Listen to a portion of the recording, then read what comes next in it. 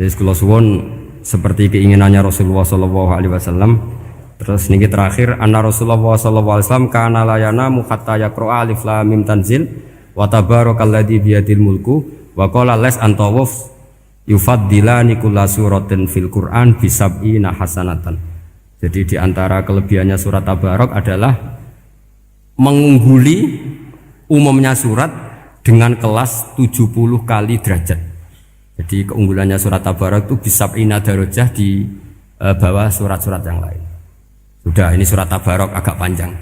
Tapi alhamdulillah dari semua itu surat Tabarok itu kalah mbek Qul huwallahu ahad. Jadi ini nikmat terbesar kita. Karena enggak perlu Tabarok, saiki porsi ini diturunkan jadi apa?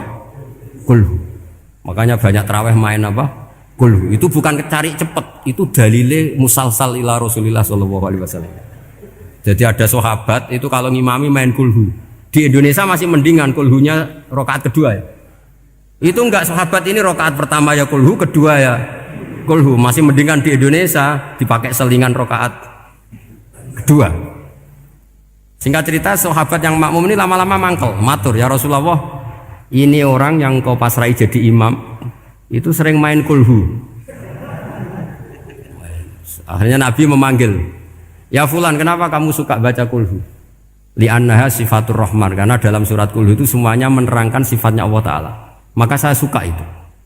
Nabi saat itu juga dapat wahyu, ya Muhammad kasih tahu orang itu, inni uhibbu, saya suka dia karena dia suka kulhu.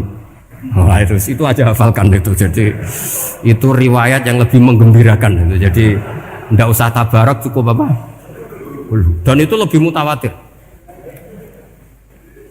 Makanya kalau legenda dunia kiai itu kan ini ada cucunya Sayyidina Ali. Tuh, siapa yang bisa khatam Quran sekian menit, yang menang Sayyidina Ali ya, karena baca kulhu sampai 3 kali, yang dianggap takdilul Quran, sudah sama dengan baca Quran. Jadi ini ijazah terakhir, ini jadi porsinya tambah turun. Saya itu suka. Saya itu punya banyak penggemar lah di Jogja, di Jakarta. Memang agama ini harus mudah. Saya itu kalau baca kulhu itu sampai nangis. Nangis saya bukan karena faham atau haru, itu enggak. Sebaik itu Allah. Masa gara-gara hafal kulhu, main kulhu dicintainya? Ya karena memang Allah itu benar-benar zat yang baik. Makanya saya punya teman itu kurang ajarnya Masya Allah. Kalau tes ditanya rukun Islam berapa, nawakidul wudhu berapa, muftitatus sholat berapa, semuanya dijawab la ilaha illallah. Terakhir ditulis kafir Pak, sama nyalahno iki. Nyalahno la ilaha illallah kafir apa ndak? Gurune bingung kan akhir. Di ek iku la ilaha illallah kok di ek. Akhirnya bocah diceluk, "Cung maksudem piye? Mun sampean wani ngeek Pak, kafir Pak." Akhirnya sugahno ribet-ribet. Pertanyaan apa saja? Ma mubtilatus sholat la ilaha illallah. Nah gitu wudu ya. Tapi jangan tiru loh. Lah gurune kok pengen kawani kafir. Siapa yang berani ngeek la ilaha illallah? Yo namanya sing boweli. Angin belinge itu disurati wong tuane. Kalau nu mondok sarang era kuno, jadi ijek lugu wong. Surati wong tuane, kowe gak susah, wong tuamu disurati. Tenang ya Gus, bapakku buta huruf. Jadi wis disurati, gak ngefek wong bapaknya buta huruf. Nah, di Islam, saya ulang lagi di Islam. Dengan tanda kutip kesalahan-kesalahan kecil gini ku zaman Nabi, sahabatnya Nabi, iku kabeh iku dadi berkah. Makanya enggak ada ilmu sebarokah kayak zaman Nabi. Wong goblok wae dadi berkah. Sampai Nabi ngendikan aksaru ahlil jannah al-bulu, akeh-akeh penduduk swarga iku wong goblok. Mergo wong goblok iku piye? Apa dimangkeli iku ya gaweane pangeran. Nabi itu pernah disomasi wong goblok. Itu ya piye? Nabi kan cerita kiamat tuh gini. Yang kemarin enggak jadi itu. Kiamat di Indonesia kan berapa kali ya? 999 terus 2000 berapa? 12 terus Jumat apa kan sering mau ada kiamat.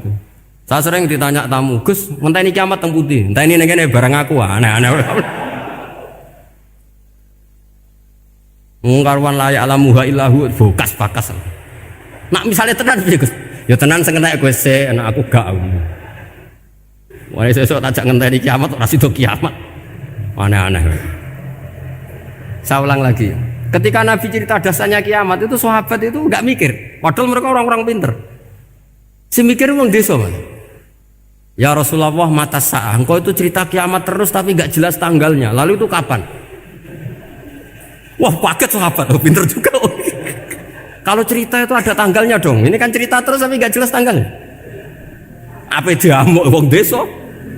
Ora diamuk mangkelno.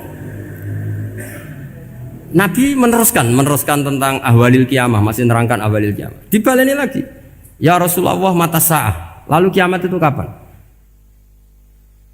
Ini kalau ijazai, jadi bodoh tapi untuk ridhanya Allah Ta'ala pun. Kalau lah kadang jadi pinter gue nyesal. Ribet. Kongkonan ini, kongkon Pak Najib barang ini akhirnya. Gara-gara pinter. Padahal kok ya wong bodoh lah mlebu swarga, ribet kan? Direwangi dadi wong alim, sebelum kok wong bodohne ya melok mlebu swarga. Wong gelombang kedua itu pengumumannya siapa pencinta Nabi, pencinta wong alim masuk swarga. Yang pertama seleksinya agak ketat, yang kedua itu ya muhibbin mun cukup mun. Jadi sebenarnya swarga ya ketemu wong ora jelas-jelas nih. Wah repot ya. Akhirnya ketika Nabi gak jawab, sahabat itu banyak yang analisis kariha maqala, lam yasma, ada yang bilang lam yasma, memang Nabi tidak dengar. Ada yang analisis sami'a wa kariha maqala, sebenarnya Nabi itu dengar tapi gak suka karena pas khutbah diket, diinterupsi. Karena diulang-ulang lagi akhirnya akhirnya Arabi tadi mengulang-ulang lagi, akhirnya Nabi jawab. Karena Nabi itu orang yang sangat pintar, jawabnya ma'atatalaha, kamu kok berani tanya kiamat kapan, persiapan kamu apa? Fawawahi ma'atatulaha kabiro sholatin wala siyamin wala kata wa kata walakinni uhibbuka. Cek menang ya pede. Apa Nabi tanya persiapan saya? Oh kalau sholat saya biasa kok bangga. Wes wong desa biasa kok.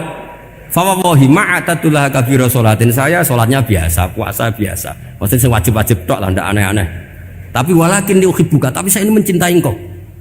Apa jawabannya Nabi? Almar'u ma'aman ahabba. Dan itu melegenda seluruh dunia, baru kayak Bedui. Jadi semua orang yang hafal hadis almar'u ma'aman ahabba atau anta ma'aman ahbabta itu barokatu hadal badui, karena berkahnya orang Bedui. Dan hadis itu mutawatir karena dikatakan Nabi ketika khutbah orangnya banyak yang hadir banyak. Barokahnya orang Bedui, gak disopan santun. Mukjizatnya Nabi seringnya gara-gara orang Bedui. Nabi khutbah, wis khutbah cerita akhirat, cerita kebaikan. Ya Rasulullah, kok khutbah mohon bakas akhirat kebaikan. Sekarang itu tidak ada hujan, halakatil amwal. Sekarang harta hilang semua. Hewan-hewan sudah mau mati semua karena apa? Kekeringan. Mohon jenengan rasa bakas niku, pun jaluk udan mohon. Nabi langsung wah langsung udan tuwes. Nak jari ulama lah, Nabi berodok gelos putih udan seminggu nganti akhirnya sapi ini gak mati krono kehausan tapi kelentir. Parani nek Nabi nuli ora ngrasa salah paren ya Rasulullah. Wong kula njuk donga udan ben ra mati, saiki mati tenggelam. Mun lereni santai wae. Akhirnya Nabi itu lucu meneh. Allahumma hawalena wala alina Allahumma alal akam wa dzirab terus. Di wong desa. Betapa barokahnya wong desa iki orang tahu. Betapa Rasulullah itu sekali ngendikan alam itu harus tunduk. Jadi min mu'jizati Rasulullah sallallahu alaihi wasallam itu sekali ngendikan alam itu harus ngikuti. Jadi Nabi misalnya ngendikan hujan, itu panitia hujan, malaikat hujan harus nuruti. Nabi ngendikan berhenti juga harus berhenti. Makanya enak jadi Nabi itu. Tapi kamu nggak mungkin, sudah tutup, sudah tidak mungkin. Makanya Nabi itu pernah minta dalam satu maidah, ya fulan saya ambilkan dirok. Dirok itu kaki kambing yang depan, diambilkan. Ambilkan lagi, diambilkan. Ambilkan lagi ya Rasulullah, bukankah kambing hanya punya dirok dua, kaki depan dua? Andaikan kamu bilang iya, maka akan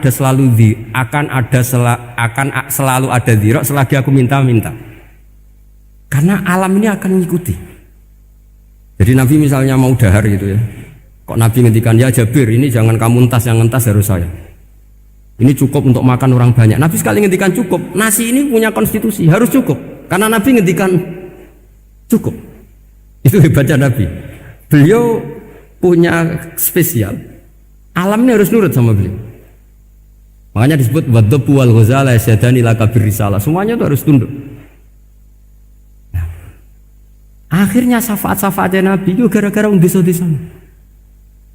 Saya itu pengagum wong Buddha ya, termasuk hadisul Arabi tadi. Ada orang desa tanya, "Ya Rasulullah, nanti kalau saya mati itu yang ngisap siapa ya?" Allah ya. Wah, bagus lah. Terus mulai. Barang mulai abe guya-guyu. Nabi piye karepe? Dipanggil lagi. "Ya Arabi, kenapa kamu tertawa-tawa terus pulang?" "Ya baguslah kalau yang ngisap Allah. Selama ini hubungan sama Allah saya baik-baik saja." Tapi Nabi muji faqhu hadzal Arabi. Wis pinter kowe cong. Terus pernah lagi ada orang Bedui tanya, "Hal yadhakur rabbu ya Rasulullah? Apakah Tuhan itu pernah senyum? Pernah tertawa?" "Naam," kata Nabi. Ya pernah. Lan na'dima min rabbin yadhaku khairan. Kalau Tuhan pernah senyum, pernah tertawa, wah orang kalau pernah tertawa itu pasti baik. Ya baguslah, enggak apa-apa. Jadi makanya ini unik ya. Islam itu agama yang unik. Agama yang berkah, yang alimnya ya ketulungan, yang bodoh juga ketulungan. Karena memang agama ini untuk semua, lil alamin, untuk semua. Maka kata Imam Ghazali, Allah mengutus Nabi itu diutus ke raja-raja, diutus ke pedagang, diutus ke aromil, diutus ke fukara, diutus ke birokrat, diutus ke apa saja. Ila jami'i sunufin nas, ila jami'i asnafin nas. Bahwa semua yang mengapresiasi kenabiannya Nabi itu mulai raja, pedagang, PNS, birokrat, orang miskin, orang apa saja mengapresiasi dakwahnya Rasulullah Shallallahu Alaihi Wasallam.